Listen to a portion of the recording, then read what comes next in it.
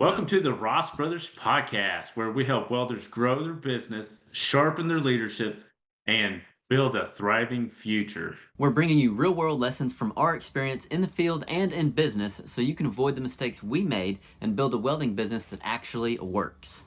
Whether you're just starting out or looking to take your shop to the next level, you're in the right place. So let's get into it.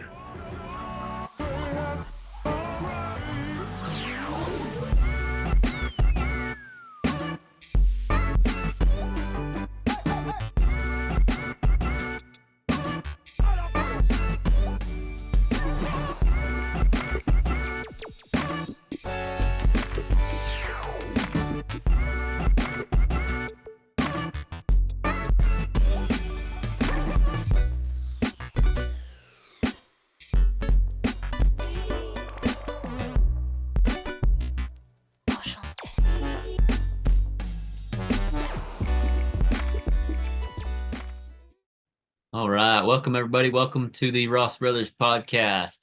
Pricing is one of the hardest parts about starting a welding business or about welding business in general, especially whenever you're getting started, I should say, because when getting started, you lack the experience. And so if you lack the experience, you lack, knowing how long a project takes you. So it's even that much harder to quote the project. So in today's podcast episode, Rodney and I want to talk about a few key points, which one of them being the biggest pricing mistake that we see welders set prices with confidence by making sure you are including all the proper overhead and profits into your numbers, and how to confidently communicate and clearly communicate your price and or your quote to your customers.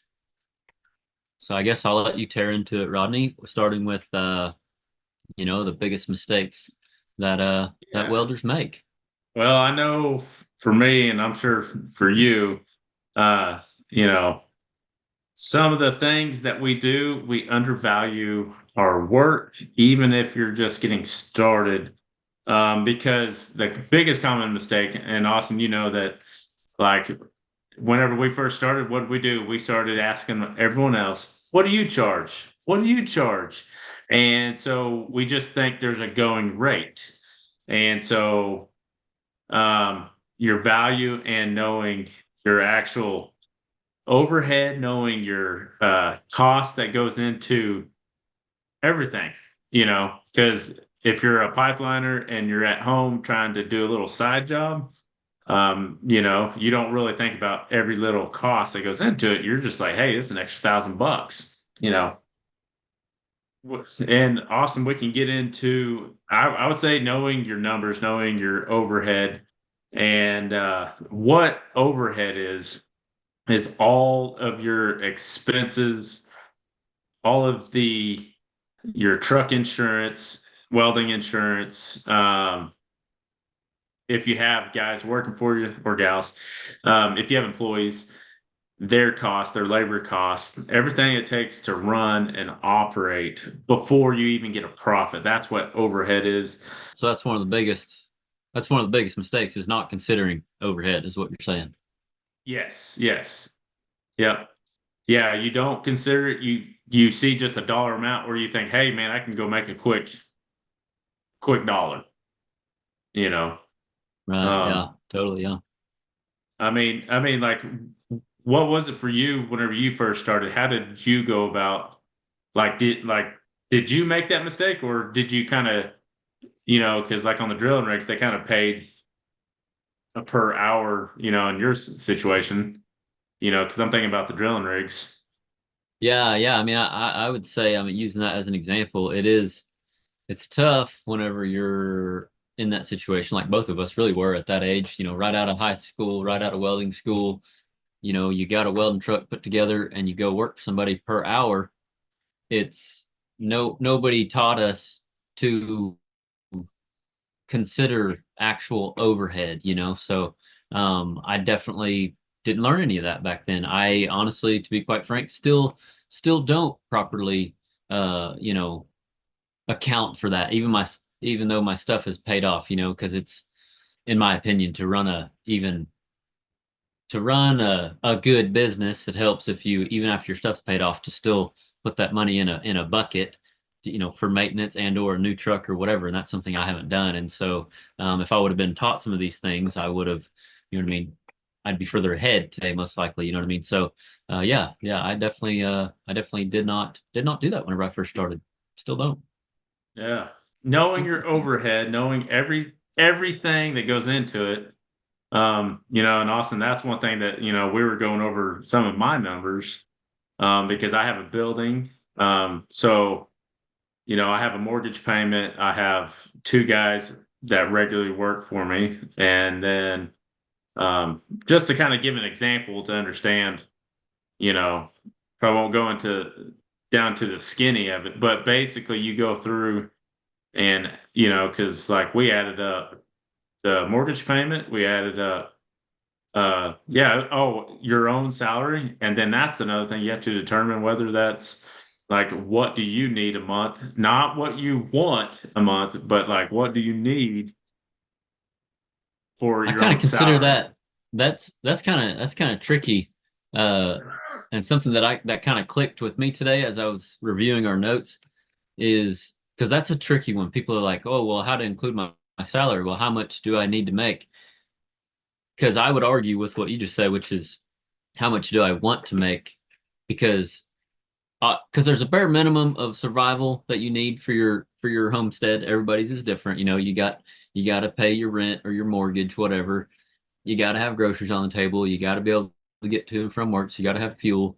You got to have clothes on your back. So there is a bare minimum, but a guy could plug in, you know, a number that he wanted to reach for, if that makes sense. You know what I mean? So, because it's Yeah. at the end of the day, there's a bare minimum, but there's also a style of life.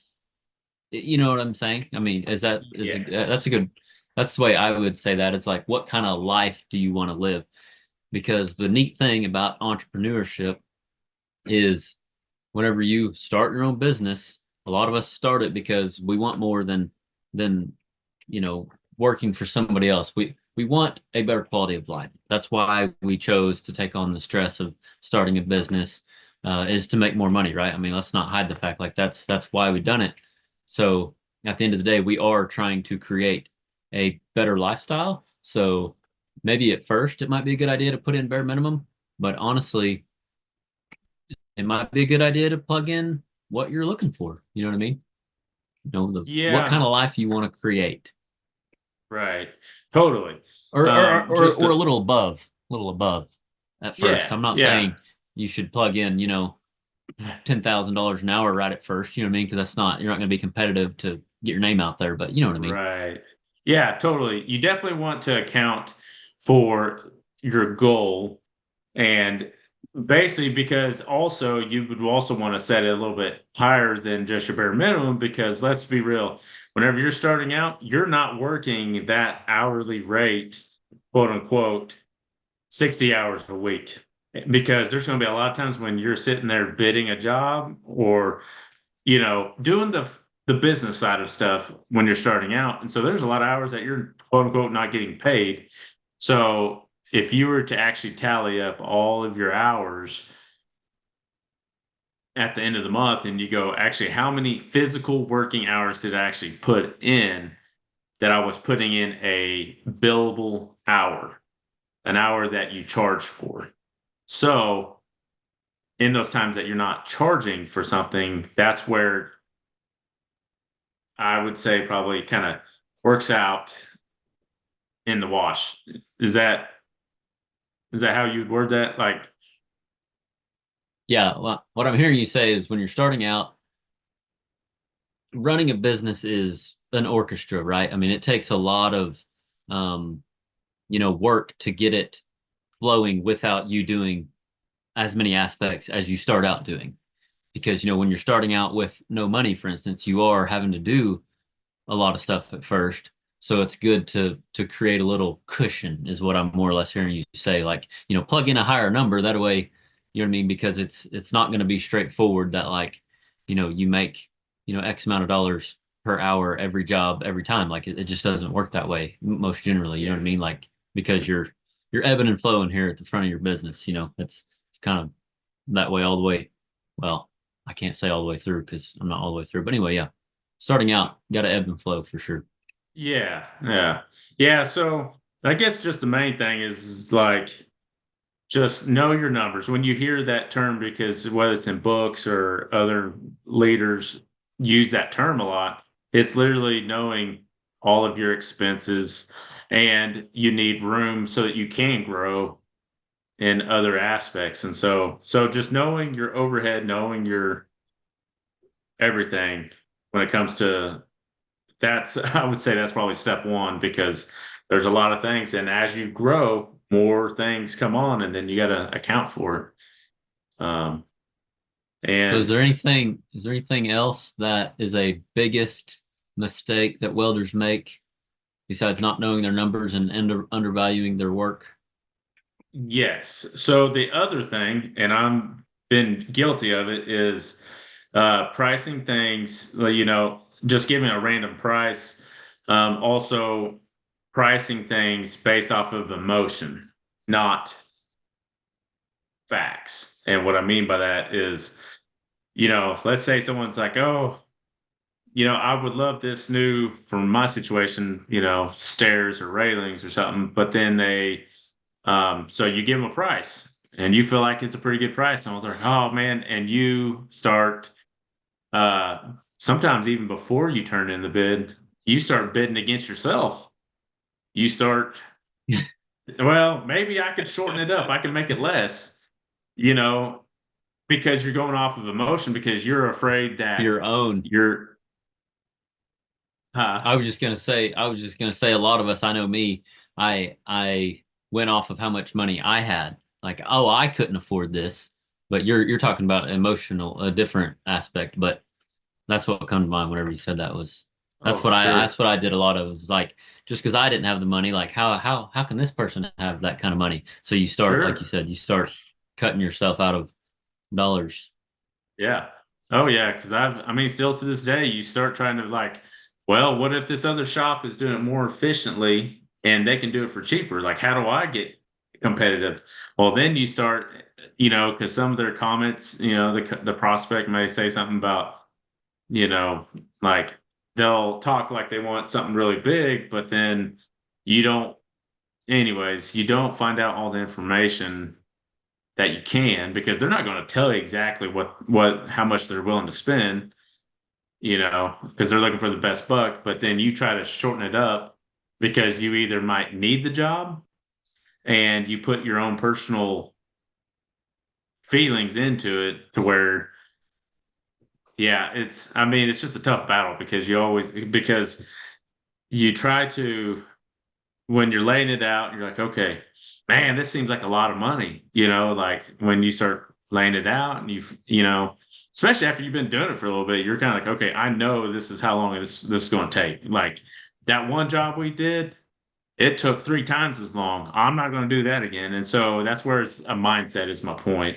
So yeah, the mistake is putting your personal emotion into your price versus what you actually need and what it actually costs to do it. And if you know your numbers, that will give you confidence in your price. Confidence is the word that just come to mind, is like having confidence in yourself at the end of the day to price accordingly, because that's a big underlying word there, is confidence. A lot of us lack the confidence to charge what we know we need to be charging. Hmm. It's like we all know that's proper. We hear it on these podcasts, we hear it in books. It's like we know, so it's just having the confidence to do it. Usually there's underlying fear there as well, which is, I don't want to lose the job. You know what I mean? Because it just, so there's so many nuances, and that's why me and Rodney took notes on this, because we're trying to stay on track. But there's so many nuances when it comes to this subject matter, because I mean, there's a whole another leg of your business, which is marketing, which is to create tons of flow of, you know what I mean, leads. That way you're not Yeah. as scared. You know what I mean? But that's a whole other leg of business in itself. But anyway, Yeah, yeah, totally. fear of losing the job. Yeah, Yeah. yeah. So yeah, as far as, you know, the big risk, or not risk, but the mistakes that guys make is not knowing their numbers, and just putting, you know, Yeah, honestly, the biggest one is just not knowing your numbers. And when you're starting out, you legit, it is hard to put a timeline on it whenever you haven't done it. And so a lot of times you just have to What do you literally uh I've got a good question here. Somebody might be listening and asking, okay, if I am just getting started, but I don't have as much experience, what's something that we would suggest? What's something that what's something you suggest, and then maybe I'll step in and say my suggestion. But like, yeah. what do you suggest to somebody that is just getting started and they don't know what So to charge because they don't have the experience? right. So the one thing I do anytime that I come across a project that even still to this day don't know, because I haven't done it, I will literally sit down and, I'm going to use a gate, for example. There's four corners, there's seven spindles.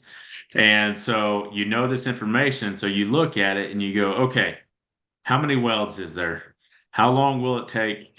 Sit down and think about every step of the process that you can think of and think, okay, would cutting these parts only take me 2 minutes a piece, or would it take me, 1 minute, per cut? And then think about every step of by the time you handle the material, every time yeah. So like from the moment you pick up the material, think about how long you're trying to bid the job because you want to account for some time in there. But yeah, so basically just think how long it takes to do a cut, how long it takes to do a weld, and obviously the size of the cut and the weld will make a difference. How long will it take to assemble the pieces?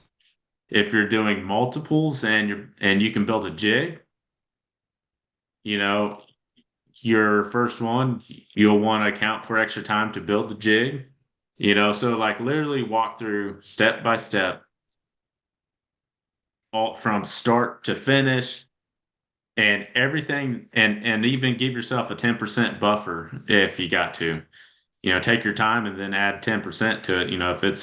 If it takes you 5 hours and add 10% to it and give yourself a half hour of leeway. And it's better to go big and lose the job than it is to sell yourself short. And now Austin, I already know what he'll say. You can take it and use it as a learning lesson. So don't get me wrong, I've had my plenty fair share of learning lessons of bidding jobs and doing jobs and then working for nothing. But But I after a while, it think, gets tiring. But anyways, yeah, no, but I'm glad you brought that up because I think part of our, I know for me, like part of my part of my goal for this podcast is to encourage people to have confidence and charge accordingly. Like go with your gut, charge what you know you need to charge, and don't worry about losing the job. Because I'm all about, everybody knows I'm all about, like you said, I'm all about learning. There's a lot to be learned in losing, or in getting a job for cheap and realizing, oh my gosh, I bid that way too cheap. Like that's great. Chalk it up to, okay, I got experience and move on. But I think it's right, good that we're encouraging people to have confidence and charge what you need to charge because I mean, just because um there's pluses for both ends of it, you know what I mean? And because that's right. very true. Um but I like that you're encouraging people to charge more and and yeah, because it's such a big deal. It's funny that you say that about I say it's funny. Whenever I asked you that question about, if somebody's watching, they don't have much experience, what would you suggest? What you suggested was exactly what I did whenever I worked at a steel supply shop 3 years right after welding school, 8 to 5, running a MIG gun. But I didn't do much mobile while I worked there. I did a little bit while I worked there, but I didn't do very much. And this is a kind of neat caveat right here, kind of like good to know that mobile, there's usually more time that you need to add in for mobile usually. So I don't know if I was subconsciously aware of that or whatever, but whenever one job that comes to mind that I quoted first was a stair replacement job for an apartment complex.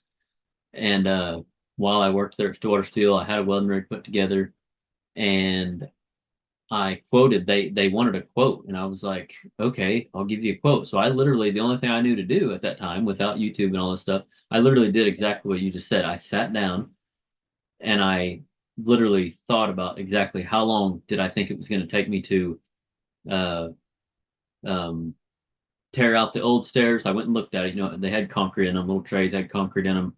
I was like, I literally sat down and thought about how long it was going to take me, and I plugged all them in. I thought about how long it was going to take me to grind the welds, how long it was going to take me to put the new treads in.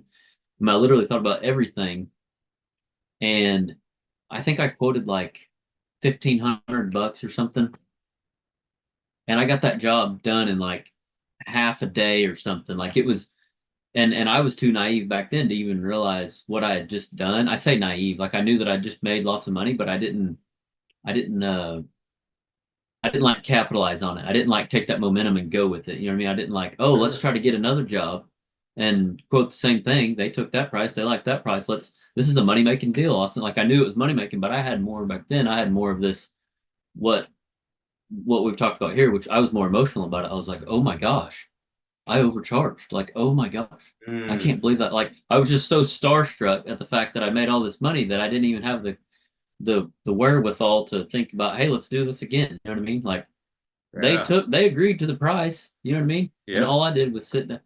Who's to say the next one wouldn't have taken, uh, more time because Longer. of some other, you know what I mean? Yeah. Like, yeah, you know what I mean? Like, it was just one job, Austin. Like, don't, you know what I mean? It's like I didn't even, like I said, I was very new to business, but that's just a thing that sticks out to me. That's like a prime example of like the opportunity that's out there whenever you sit down and think about things. And even with little experience, like I had, like I said, shop experience, but I didn't have that much mobile experience. So I was like, and I had never done that exact job, tear out concrete and stuff. I was like, I didn't know what all that was going to entail. And that's why I plugged in all that extra time because I didn't know.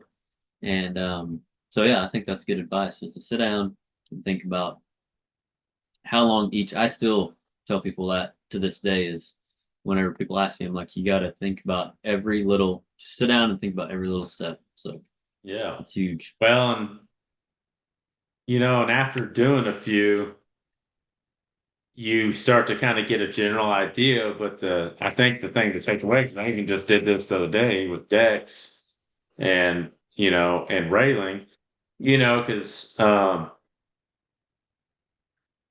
well, it makes me think about the whole topic of, do you charge by the linear foot or square foot price or stuff like that? And I've always been hesitant to do that. But where I'm going with this is that when you do, if you start to kind of get a general idea on how long it takes, and then for bidding purposes, that's where you can like make things faster because you're like, you can make a process out of it. And Yeah. so that for bidding purposes, you can do it faster. You don't necessarily have to charge. So once you get situated on figuring out your numbers on bidding stuff, once you get an idea on how long it takes to cut weld different things as you move forward, the goal is to get to where you can kind of do a linear foot price if you're doing fencing, railing or stuff like that. Um, the one, or a square foot price, depending on if it's metal buildings or stuff. And there is a market where there's a standard, but the one thing I think a lot of guys forget too is to include, you know, if you do a square foot price or a linear foot price, is the extra time that it takes if the job is, let's say, an hour away. Well, there's a lot of drive time going back and forth that can eat up a lot of your funds in that process. So not to like get too deep into that part of it, but whenever you're getting started, that drive time, like you said, Austin, is, you know, when it comes to doing mobile, there's a lot more steps. I mean, you think about loading a trailer, loading your truck up, loading whatever it is. If it's going to take multiple trips, Access. into the project is a whole other one Yeah. that you don't have to Yeah. contend with in shop work, you know. Right. Right. So yeah, there's, because that's a man, because even this last summer, I mean, I bid that hotel project and I did not account for a lot of, well, it was one of those deals. I priced it not thinking, um, honestly, I didn't think I was going to get it. So, I just kind of put a number together. I minimalized it. So when you're getting started, don't minimize the situation. That's one thing Austin pointed out. Um, you pointed out to me, Austin, is, looking at a situation, looking when you're trying to look at this project, um, s- you know, look at every little detail. Sometimes what I've tried to do when it comes to like bidding a project, there's times where I have people reach out and I try to find a way to eliminate going to the site right off the bat.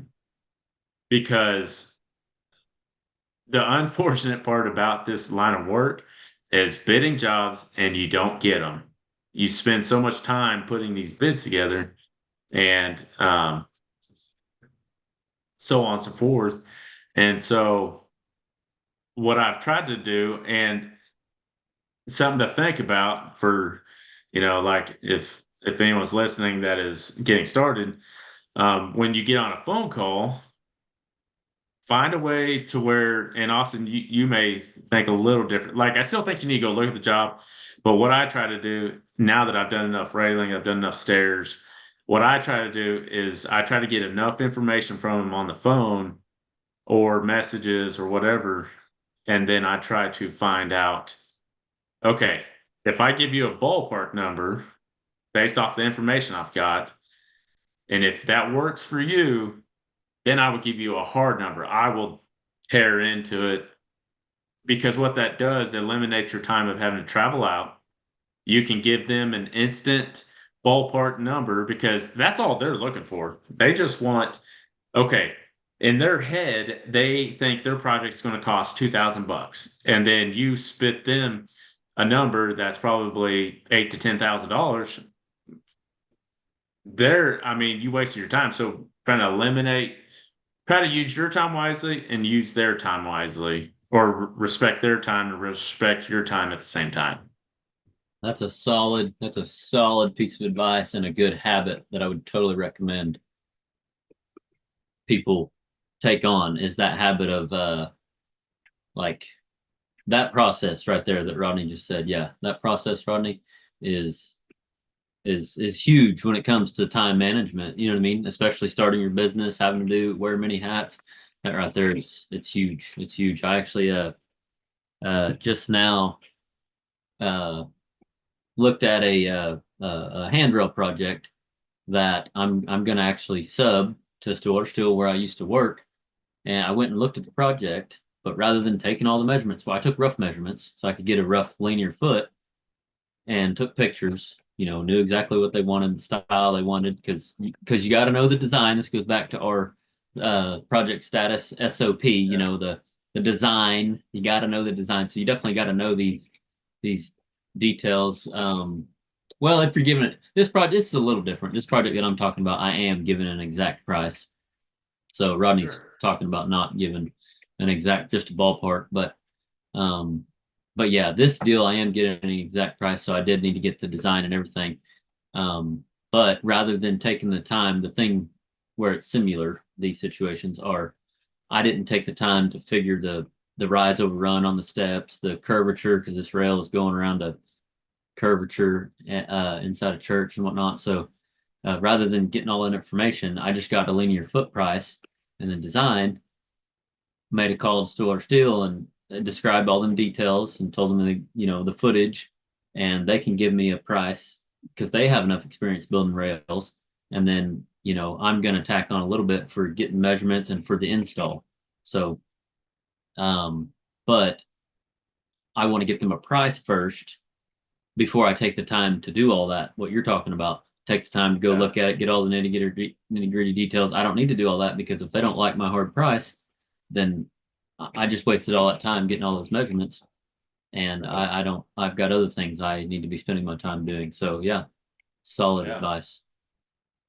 Yeah, I mean it has helped out a lot. Now there's different times to where like now that I've kind of got a general idea of what railing goes for time wise, I can get pretty close, like if they're wanting something, but if like for instance, I was visiting with a prospect yesterday and she's got a huge log home and she's got like this 2,000 square foot deck and she wants to replace the railing, not so much the deck, but she's also got log posts that are rotting out.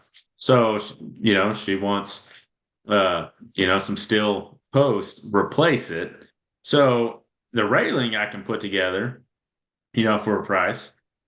But that's where this deal, I am going to go look at it because, she had acted like she's been this situation. I didn't try to give any price because she sounded like someone that wants it done. She's like, I've been trying to get this done for a year. So for those of you, when you are talking to your prospect, ask as many questions because they will tell you everything that you need to know other than what they're willing to spend. So it's your job to find all the information and the whys behind why they want this job done and why are they trying to source you to do it. And so, anyways, just asking questions. Some jobs do require getting eyes on it because you could totally, even if you're trying to shoot a ballpark, because even if it's something like it looks like a $5,000 job, but then there's all this access and all these other things you didn't think about, and it turns out to be a 15 grand project, they're probably going to come unglued and then still not use you. So it's a fine line in every situation, but generally find a way to save a little time and work through those little situations. Yeah, yeah, we talked about that in last week's podcast as far as treating every situation um as its own. Or I feel Yeah. like we touched on that or whatever. You definitely gotta weigh every situation uh as its own as it comes, you know what I mean? But I think like fundamental things that we're trying to touch on in this episode is just like your mindset and that confidence because one thing that came to mind whenever you were talking just now was, you said the customer will share, you know, as much, a lot of things as long as you're asking the right questions, but they're not going to share the amount they'll spend. And at the end of the day, my goal is to try to express this confidence thing within us. My goal is to encourage everyone watching or listening to have confidence in yourself to know what price you need and be able to lay that price out there no matter what they have to spend. Because at the end of the day, if you can confidently give a price, say this is what it's going to take, they can see and feel that confidence. So it's like, and at the end of the day, if they don't have the amount of money that they thought they were going to need to have, but if they trust you and they feel that confidence in you, they will wait and they will make sure they can allot more money to that project. But at the end of the day, it comes down to us knowing exactly what we need and knowing what we can offer the customer and being clear on that, which, brings us to the next set of bullet points, which is how to set your prices with confidence. So we've kind of touched on some of this, but uh, uh, let's see. Yeah, how to set your prices with confidence. Obviously, so like you got to have you got a material cost, you got labor cost, and then you got to know your overhead cost, and you got to know how much profit you want to make. Like I said, we've touched on some of this, but for the material and the labor cost, when quoting a job, like I've touched on, you got to know the design. It's important to know the exact design whenever you're given an exact quote. So it's the reason I touch on that design so much in these podcasts is because it's something that I looked over quite a bit whenever I was younger, just getting started. And it's something that a lot of us like, we go look at a deal, but we don't look at the details or ask enough questions to like get exactly what they need. So then we end up, rather than, because we don't do that on the front end, we end up, you know, trying to communicate with them afterwards. Hey, you know, we need, it's going to cost more, I think it's going to cost more because of this or whatever. And that can be frustrating because we didn't slow down and ask those questions to begin with, if that makes sense.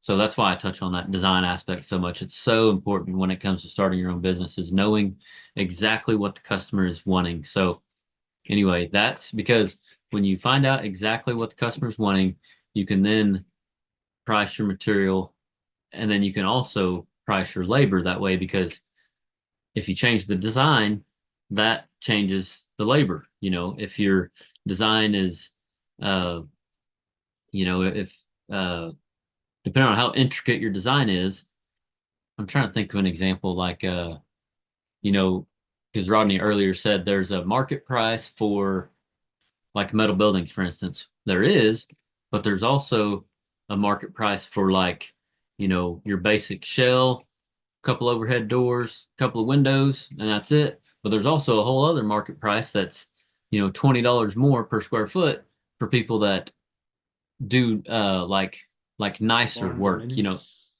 Well, they just add way more nicer touches. So that's a higher price per foot because of the details in the design. You know what I mean? You're either building Right. a shop,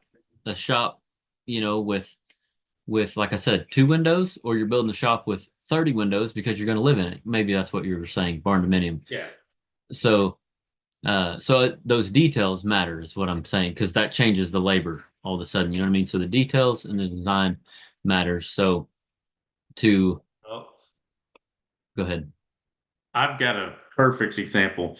So that hotel project, they look like just simple brackets, and the engineers had the measurements on there for every little angle and everything. And so I bid the project off of it. And after we got into it, and I went and got hard measurements off of the roof, everything grew about a foot to 2 feet longer in every direction. Wow. Yeah, I And remember you telling me that. Yeah. yeah, and so that was kind of one of those deals. I was like, well, I didn't catch it in the bid. And so for me to turn in a change order, which I feel like we'll talk about in another deal, but talking about, I don't know if it's worth talking about now, but it's another buffer, long story short. But that's where the design comes in, is that if you overlook a project and there's a lot more material there, that, well, one, your profit that you put on your material will touch on that in a second, but like that'll eat up your profit, you know. In a hurry. Yeah. In a hurry. And I think some of this nuance is kind of changes when you get into commercial work, I feel like. Yes, there's a lot Because there. if Yeah, there's because there's I mean, you could definitely, in my opinion, a guy can implement things in his smaller business, create these habits, contracts, laying out, which is something that I was going to get to here later, which is how to communicate price to customers like confidently. That's what I'm yeah, going to get to here a little bit later, but um which all that to say is you can do it in your small business, but it takes a lot of forethought and writing and detail work, which is essentially what a lot of commercial stuff, with what you've shared with me. I haven't done any commercial stuff at all, but like that's why there's change orders in commercial work, because it's bigger scale. You can't you can't go look at a project that's not, the hotel deal was built, but if you're quoting a commercial project, like you've quoted a couple, big structures that aren't built yet, you can't go look at that and get measurements yourself. So you literally have to go off prints. So if you're looking at prints and quoting this off of print, you got to include change orders. So that's where some of this nuance is happening right now. But yeah, didn't mean to interrupt you, but oh no, no, but there is a space for change orders and contract. Well, anyways, I'll let you finish your because mm, it's something I think that everyone should implement starting out. The writing. Anyways, I'll let you touch on I that. I totally agree. I totally agree. Because it's going to set you up for just a lot more. It's going to give you that confident, solid foundation for sure. Um, so my notes here, how to set your prices with confidence. So making sure, yeah. So as far as getting your material cost and your labor cost, I stress on that design because that's highly important. That's how you can, set your price of that job with confidence is by that design. And then other than that, I've got wrote down here baseline cost and expenses, which is your overhead, knowing your numbers, like Rodney said earlier. One of the biggest mistakes is a lot of guys they don't know their numbers. So knowing your overhead cost and knowing your profit margin, like knowing how much you want to profit so you can plug that in. Um, and so again, there's a lot of nuance here, but I'll just give the example of like we've talked about in previous episodes that using Rodney's example versus mine, Rodney literally has a baseline cost every single month to run his shop. And so we laid it out, plugged it into a year's time, broke it down into a month, to a week, to an hourly rate. Like whenever he quotes any project, he's got to price it like he's to cover his monthly cost. I don't think we got quite as far as breaking it down into each project, but we did do it per hour. So like Yeah. if you were to work 40 hours a week for 4 weeks, each one of those hours, Rodney, to cover his baseline, not any, uh, did that include profit? I don't know. Now I'm getting No, my no, detailed no, mind, no, but it didn't include profit. no, It was just a no. baseline. He had to make X amount of dollars per hour. It was like 130 or something 30. like Yeah. And that's to that was, cover, go ahead. that was to cover two guys, full-time guys, and my salary in there. And you start doing the math on that, All your expenses. Two guys, expenses. your salary, two guys, your salary, and everything it takes to run your shop, keep the doors open, pay your mortgage, pay the electric, uh, Insurance, all the yeah, things. insurance, all the things. And so just sitting down and figuring, like in my situation, sitting down and figuring what does a new welding truck cost? What does a new welding machine cost? What does it cost for me to run that up and down the road every year? Like, um, what's the monthly payment on a new truck? Like I was trying to like my overhead cost is way less, but it's still something that needs to be plugged in if you're going to run a truck and do mobile work. Your trailer, your tractor, your skid steer. Like, what does it cost to own all that and maintain it? Even if it's paid off, you still got to plug in a number to, change oil, buy tires, any accidents that happen. So that's your overhead. Um, and then again, just figuring out, you know, what kind of profit margin you're shooting for. What, 30%, 50%, or more, like you want to plug that in. And so once you figure out all those numbers, you can confidently plug those into your quotes and know that this is what you need to make for your particular situation. Everybody's uh everybody's situation's different, and that's why this is one of those topics that it's a good podcast topic, but it's a difficult one even then. But it's even more difficult in YouTube videos. From my experience with YouTube, it's hard because you know what I mean. I don't know everybody's own situation. You literally have to sit down and figure out your situation and plug your own numbers in. So, Austin, you were saying, from the notes, talking about having confidence in how we charge or price. The first thing, if you're confident and just like Al that you met up here, Al with the contractor, Yeah, that was one thing that he always told me. He was like, this is how much it costs me and my guys. He does dirt work and like laying in water pipe and stuff like that. He's like, it cost me like $2,500 just to even leave the yard. Like for me to go do a water break or anything for him and all his guys and all the things, he was like, it cost me this, I think it's 2,500 or 1,500. Anyways, he had us all the numbers just for the day, like for you to up and go, like, so whenever someone calls, like, hey, I got an issue, especially the molded welding side of it. A lot of it, talking about taking extra time and having confidence in that.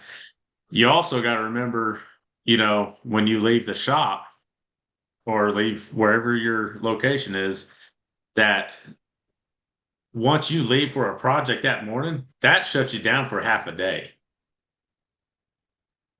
Like you can't go, oh, like because by the time you go, even if it's an hour project and you charge, like talking about pricing something, I feel like kind of going off the rabbit trail a little bit, but it's super important that it's also good once you kind of figure out your numbers and kind of figure out a daily rate, a half day rate too, because whenever you go to leave, let's say I'm working on a big project at the shop and someone has an emergency mobile till, and I'm the only one here.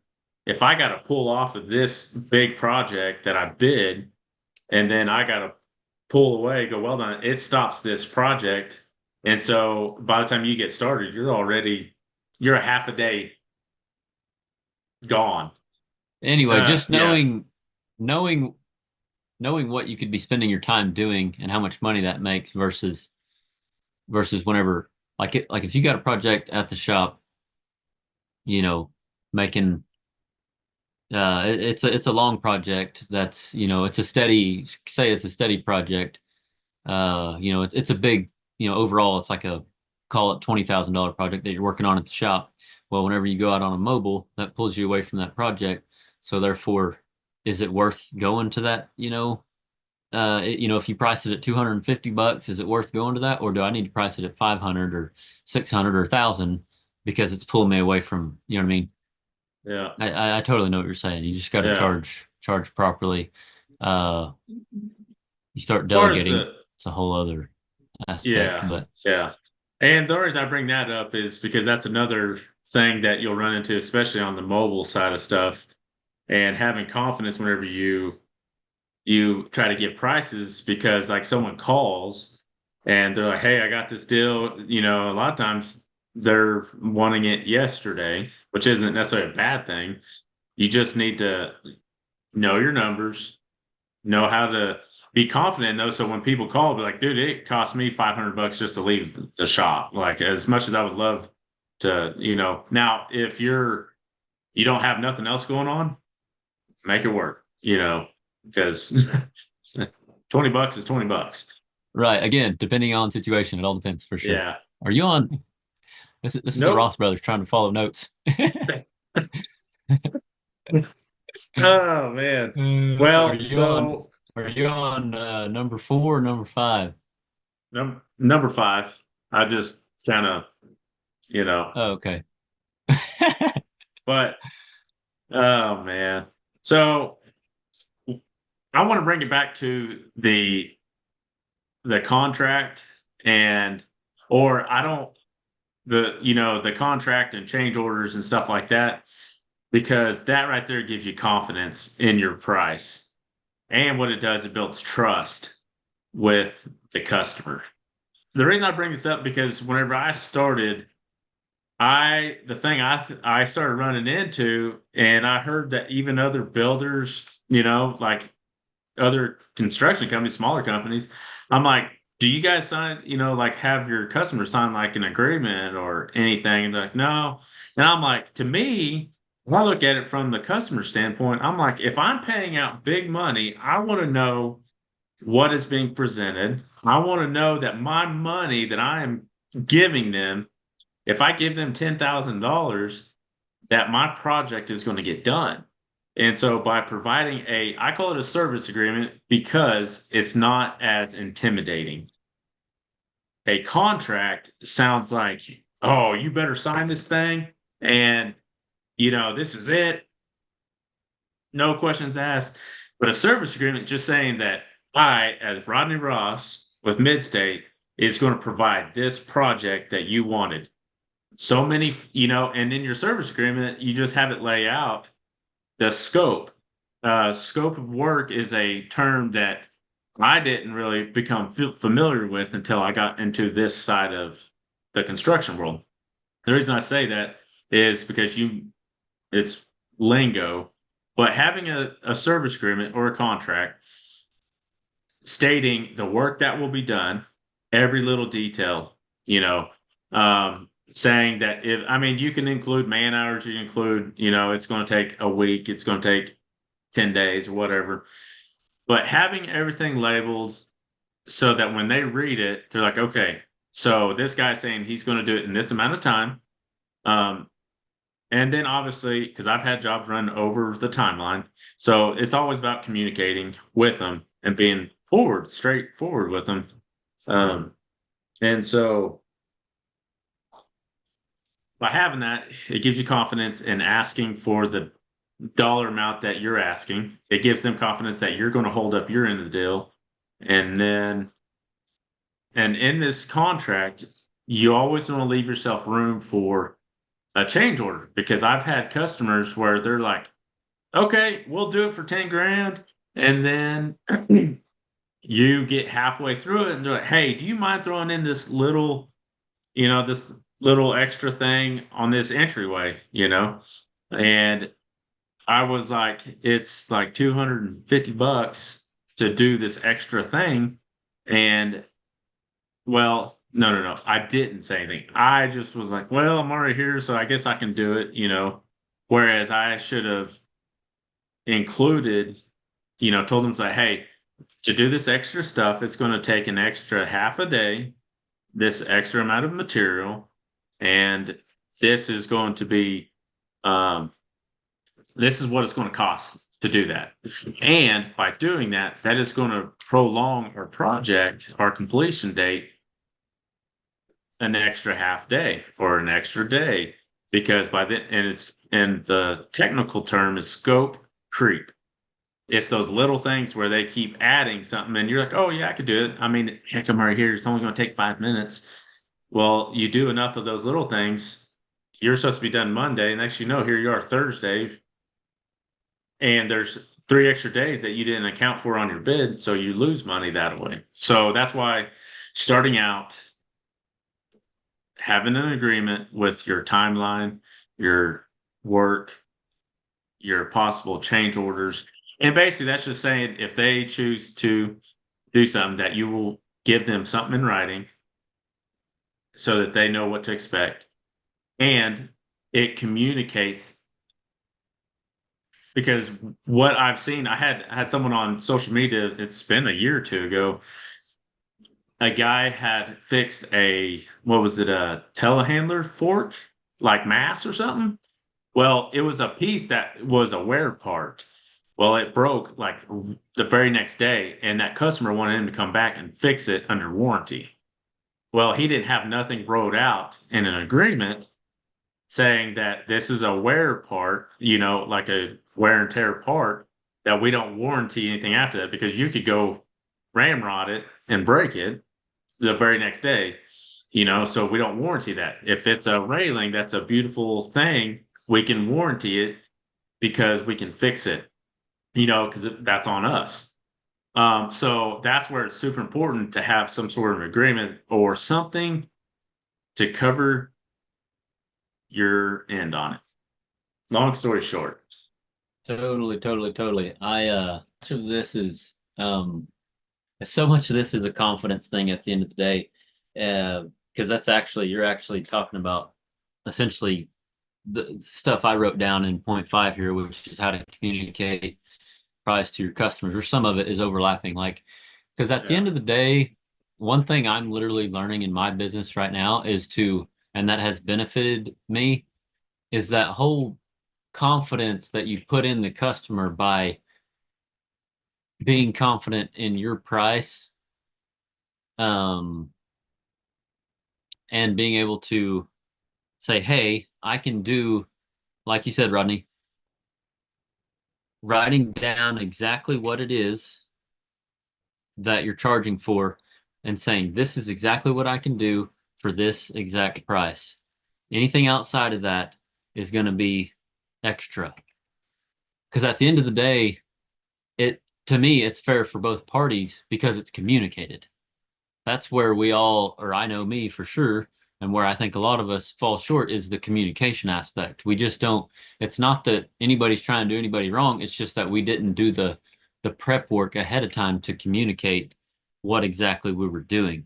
Even just as basic as my situation, and this is something that I've been honestly scared to do, uh, because of, I'm just afraid of making $50 an hour. Like, and so, and that's literally all it comes down to is it's a psychological thing. I just did a job where I told the customer he already had the post set and he wanted, for an H brace to stretch wire off of. He already had the 4.5 inch post set for 8 braces, and he wanted all of them capped, cut down and capped, and he wanted 2 2 3/8 horizontals in each one of them. Well, because of this new profound Austin that wants to quote things, I knew that, because honestly I was covered up, I wasn't sure if I was going to be able to get to it. I wanted to give him a set price. That way, no matter if I had to send somebody else out there to do it, no matter if it was going to take me 3 days to do, even though it technically could get done in one full day, I just wanted him to know that whatever price I give him, this is what we're doing for this exact scope of work. That's the kicker, is you don't want to be lax on the details. You want to say, this is exactly what we're doing. This many rails, this size pipe, this many cat. Like, you want to lay all that out there. That way they know they're getting all this for this price. Anything, it just communicates confidence whenever you do that. It allows you to take the time to do your homework and think about, can I actually do all this in this amount of time for this amount of money? I mean, honestly, we could honestly cap this conversation anytime now, because Yeah. it's got a little long-winded, but at the end of the day, I don't want to take anything from those that are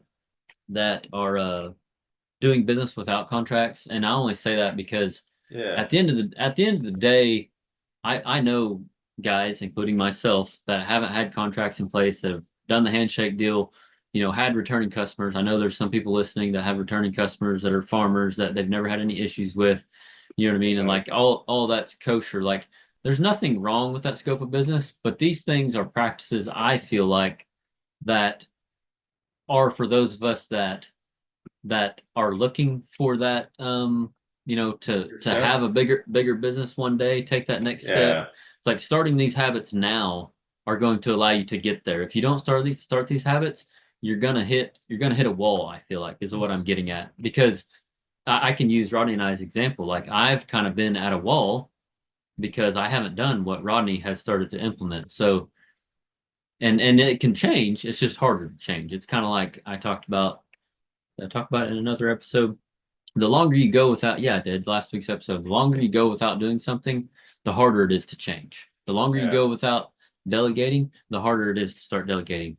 And again, I'm speaking from experience. The longer I go without implementing these practices, or the longer it's harder for me to do it, because it's different, because I'm comfortable with what I've been doing. So to do it this other way, it takes confidence. It just takes a rewire up here. So, like I said, I don't want to take away from anybody that's doing anything the handshake way. I know guys that have done their whole business that way, and that's fantastic. If that's what you want, I mean, that is absolutely fantastic. Right. Implementing these habits are going to allow you to get to that next level sooner, just by implementing the habits subconsciously. So yeah, that's the um, key takeaways, is knowing your numbers, how to charge with confidence, what you're going to be charging, and yeah.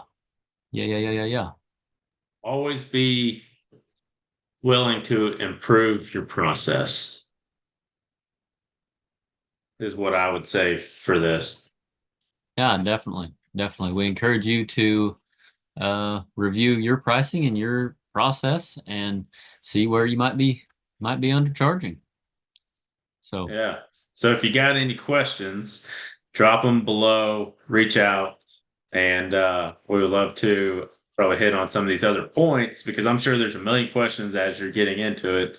And we just hit the surface of it without trying to go down a huge rabbit hole, because my situation, his situation, is different. So yeah, we'd love to talk about it and dive deeper to help you guys be better welders, better business owners, and better leaders. Absolutely. That's what we're here for. That is our goal. Absolutely.